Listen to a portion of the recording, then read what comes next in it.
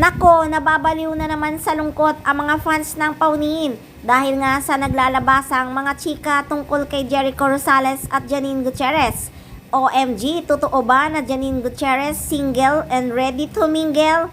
Sa vlog daw ni Ambet sa kanyang Ambitable channel ay natunugan ng mga fans na may alam si Ambet sa estado ng relasyon ng Paunin. Nagbiro pa nga siya pagkatapos daw ng vlog niya ay magjowa na daw ang Ekonin. Na very single siya at alam nating ready to mingle, kumbaga. So, kilig-kiligan naman ito ni Jenny na, alam mo yun, dalaga na nililigawan or something, na baka nga paglabas ng vlog na to, magjowa na sila. Charot! Tanggapin nga kaya ng mga Paunin fans na wala na talaga ang Paunin at sila na ni Jericho Rosales ngayon dahil umami naman si Jericho na getting to know each other sila ni Janine Gutierrez.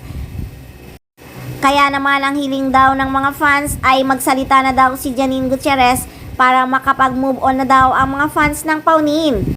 So ito kaya ay isang promo lang dahil sa net loss ng ABS-CBN, kailangan talagang bumawi ng network. May agam-agaman ang mga Paunin fans pero matatalino sila.